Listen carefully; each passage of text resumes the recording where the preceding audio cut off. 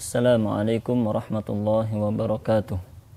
Alhamdulillahi rabbil alamin. Wassalatu wassalamu ala asyrafil anbiya'i wal mursalin Nabiyyina Muhammadin wa ala alihi wa sahbihi ajma'in. Kaum muslimin dan muslimah yang dirahmati oleh Allah, kita berjumpa kembali dalam serial pembahasan dosa-dosa besar yang kita bacakan dari kitab Al-Kabair, sebuah karya Al-Imam Az-Zahabi rahimahullahu ta'ala. Pada kesempatan kali ini kita akan membahas dosa besar ke-21, yaitu qadhful muhsanat, menuduh wanita berzina. Kaum muslimin yang dirahmati oleh Allah, Al-Imam Az-Zahabi rahimahullahu ta'ala menjelaskan dalam kitab ini bahwa menuduh wanita dengan berzina itu bisa terjadi dengan 4 cara. Beliau mengatakan, wal qadhfu an yaqula limra'atin ajnabiyatin hurratin afifatin muslimah.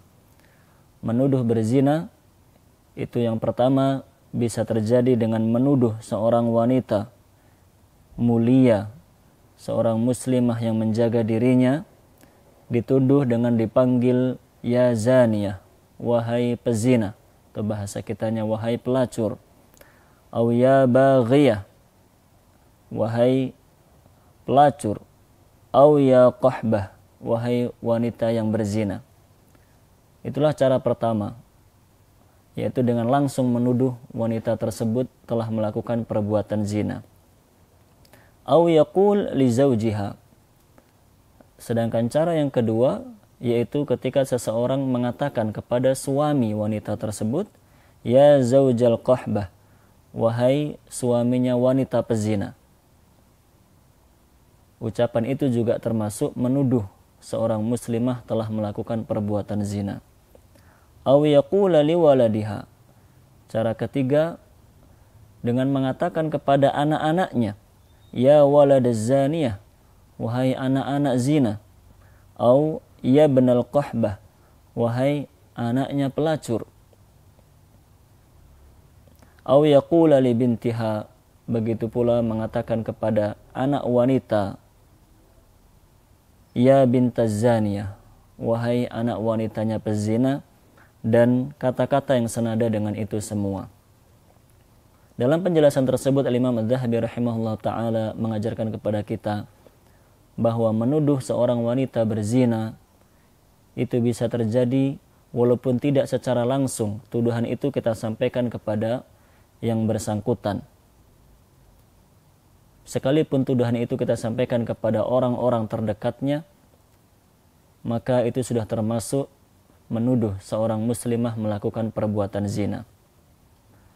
Perbuatan ini, yaitu menuduh muslimah telah melakukan perbuatan zina, adalah salah satu dosa besar yang telah diwanti-wanti oleh Rasulullah SAW dalam hadis beliau, ijtanibu as-sab'al mubiqat. Jauhilah 7 dosa yang membinasakan. Mari memperhatikan hadis tersebut. Rasulullah SAW mengatakan bahwa dosa ini adalah salah satu dosa yang membinasakan pelakunya di dunia dan di akhirat, sampai dia bertaubat kepada Allah Subhanahu wa ta'ala. Oleh karenanya dalam ayat-ayat Al-Quran, Allah Subhanahu wa ta'ala menerangkan ancaman-ancaman yang sangat mengerikan bagi mereka yang menuduh seorang muslimah telah melakukan perbuatan zina. Allah berfirman dalam surat An-Nur ayat 23 dan 24, innal ladzina yarmunal muhsanatil ghafilatil mu'minat. Sesungguhnya orang-orang yang menuduh wanita-wanita yang menjaga diri, wanita-wanita yang dia jauh dari perbuatan dosa, wanita-wanita yang beriman. Orang-orang yang menuduh mereka telah berbuat zina, lu'inu fid dunya wal akhirah. Mereka akan dilaknat di dunia dan di akhirat. Walahum adzabun adzim. Dan bagi mereka nanti ada siksa yang sangat dahsyat. Yauma tashhadu alaihim alsinatuhum wa aydihim wa arjuluhum bima kanu ya'malun. Pada hari itu lisan-lisan mereka akan memberi persaksian yang merugikan mereka, Begitu pula tangan-tangan dan kaki-kaki mereka memberi persaksian di hadapan Allah Subhanahu wa taala atas perbuatan yang telah mereka lakukan di dunia ini. Dalam ayat tersebut Allah Subhanahu wa taala mengabarkan bahwa pelaku dosa besar ini, yaitu yang menuduh seorang muslimah berzina, maka dia diberi laknat oleh Allah Subhanahu wa taala di dunia hingga di akhirat.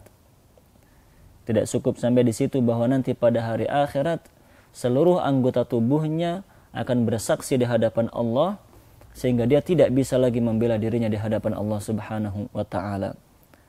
Jamaah yang dirahmati oleh Allah, hal seperti ini sangat sering terjadi di kehidupan kita di masa-masa sekarang.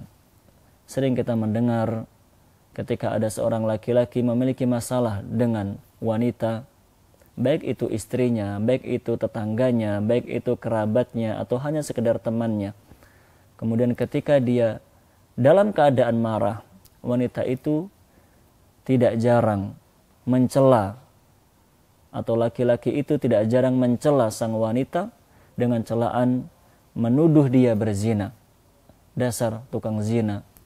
Dasar, dengan kata-kata yang senada dengan itu. Maka yang perlu kita ketahui bahwa sekedar ucapan seperti itu adalah sebuah dosa besar yang diancam mendapatkan laknat dari Allah Subhanahu wa taala. Maka kewajiban kita adalah menjaga dengan baik lisan kita. Jangan sampai lisan ini menjerumuskan kita sendiri ke dalam api neraka, ke dalam siksa yang sangat dahsyat. Kita menjauhi dosa besar. Jangan sampai kita menuduh seorang muslimah melakukan perbuatan zina, kecuali jika benar-benar itu telah dilakukan olehnya. Dan selain kita menyampaikan fakta tersebut, kita berkewajiban mendatangkan 4 saksi yang lain. Jika kita memiliki 4 saksi bahwa wanita itu benar-benar telah melakukan perbuatan zina, maka wanita itu akan mendapatkan hukumannya. Jika tidak demikian, maka justru kita sendiri yang akan mendapatkan laknat dari Allah Subhanahu wa taala. Bahkan disebutkan dalam ayat yang lainnya, yang menuduh wanita berzina dan tidak memiliki bukti ataupun saksi, maka dia akan didera, dicambuk sebanyak 80 kali. Oleh karenanya dalam banyak hadis Rasulullah SAW telah mengingatkan kita untuk menjaga lisan kita dengan baik, agar kita tidak sampai melakukan perbuatan dosa yang merugikan kita, bahkan membinasakan diri kita sendiri di dunia hingga di akhirat. Semoga menjadi ilmu yang bermanfaat. Atas segala kekurangan mohon maaf yang sebesar-besarnya. Sallallahu ala nabiyina Muhammadin wa ala alihi wa sahbihi ajma'in. Thumma assalamu alaikum warahmatullahi wabarakatuh.